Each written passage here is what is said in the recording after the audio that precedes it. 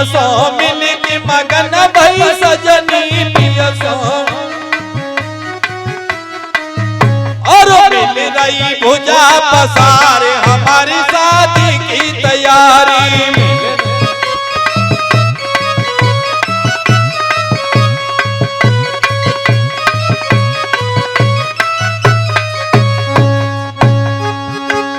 कहत कबीर सुनो भाई साधु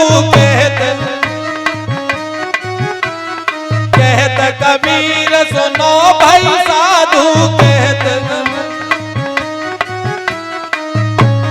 सतगुर खेवन हार हमारी शादी की तैयारी।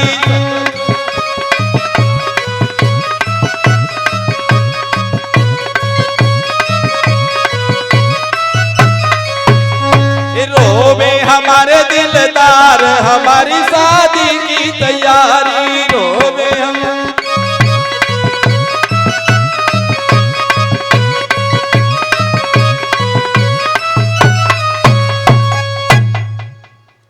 बोलिए गोविंद भगवान की जय भारत। आज इस तरीके से प्राचीन बरही का शंकाओं का समाधान किया है और उसके बाद में देव ऋषि नारद हरि गुण गाते हुए पुनः विष्णु लोक की ओर प्रस्थान कर गए। श्री सुखदेव जी कहने लगे कि हे राजन परीक्षित, जब ब्रह्मा जी ने सृष्टि की उत्पत्ति का भार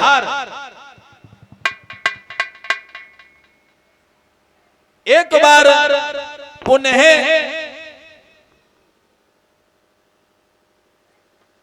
अपने पुत्र स्वयंभव मनु को दिया है, तो स्वयंभव मनु से कहा कि जाओ तुम सृष्टि का विस्तार करो।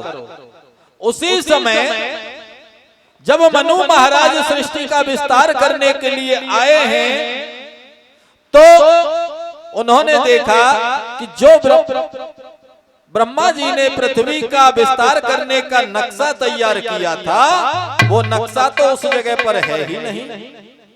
तुरंत ही ब्रह्मा जी के पास पहुंचे और जाकर के कहने लगे कि हे पिता, आपकी सृष्टि का विस्तार करूं तो सही, लेकिन उसके लिए कोई आधार तो होना चाहिए। जब इतना सुना तो उसी समय उन्होंने कहा कि मैंने तो विस्तार के लिए एक नक्शा तैयार किया था, वो नक्शा कहां चला गया। आज जैसे ही ब्रह्मा जी ने अपने चतुर्मुखों से देखा है तो पता चला कि उस नक्शे को ये हिरणाक्ष नाम का एक दैत्य ले गया है। और श्री सुखदेव जी कहने लगे कि जब हिरणाक्ष नाम का दैत्य ले गया है तो उसी समय उत्तरानंदन परीक्षित कहने लगे कि महाराज ये हिरणाक्ष कौन था। तब श्री सुखदेव जी कहने लगे कि हे राजन परीक्षित, कि द्वारपाल हरि के प्रिय दो और जय और विजय जाने सबको। राम सिया राम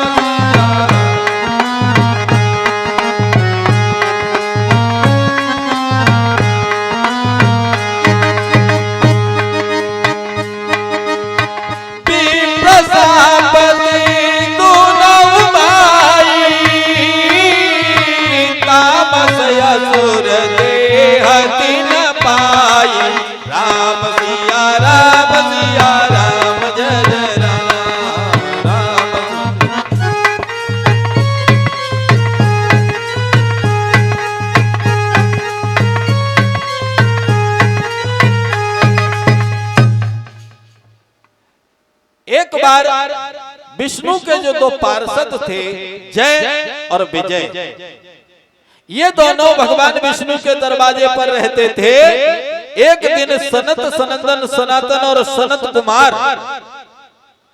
श्री हरि विष्णु से मिलने के लिए जब गए हैं तो इन पार्षदों ने कहा कि महाराज आप थोड़ा रुक जाएं, हम परम पिता से आज्ञा ले लें, इसके पश्चात आप उनसे मिल लेना।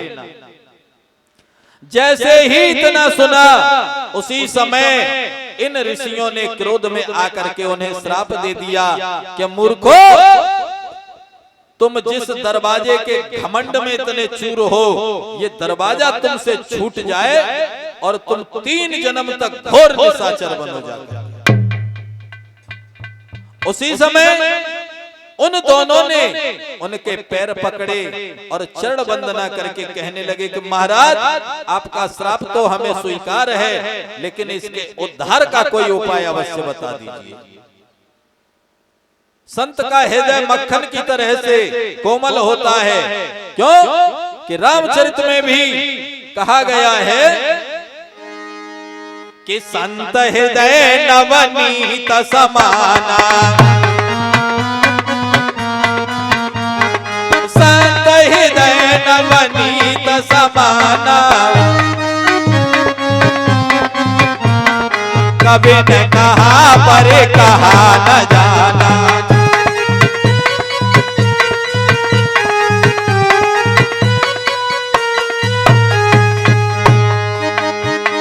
परहित सारी सधर्म नहीं भाई, परहित पर पीड़ा सम नहीं अधमाई।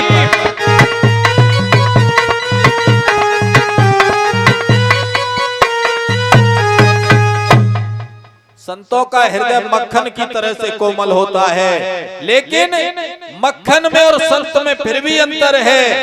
मक्खन से अगर आपको घी निकालना है तो उसे आपको अग्नि पे तपाना पड़ेगा, परंतु संत दूसरे के दुख को देख करके द्रवीभूत हो जाते हैं। आज उन सनत कुमारों ने कहा कि जाओ निशाचर तो हो गए, लेकिन दोनों इतने वीर धीर गंभीर हो गए कि संसार का कोई भी साधारण योद्धा तुम्हें नहीं जीत पाएगा, और जब तुम्हारा वध होगा तो श्री हरि विष्णु के हाथों से ही होगा।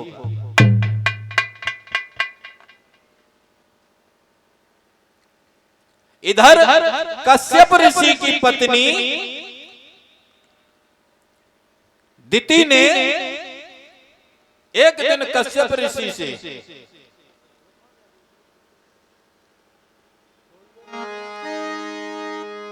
कि दिति ने कश्यप से संध्या को, अरे दिति ने कश्यप से संध्या को, और भाभी बस भोग विलास किया।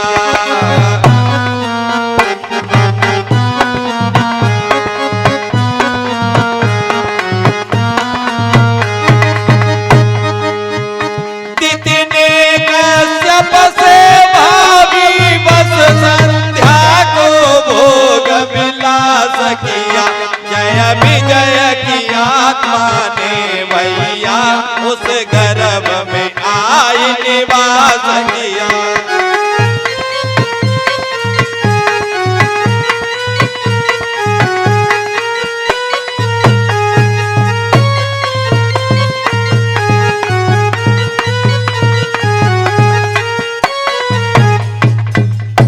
कश्यप ऋषि की पत्नी जो दिति थी, उन्होंने कश्यप ऋषि से शाम के समय में विहार किया, और इसीलिए असुरों ने उनके गर्भ में जाकर के प्रवेश लिया, और हिरण्यक और हिरण्याकश्यप के रूप में 2 बालक पैदा हुए।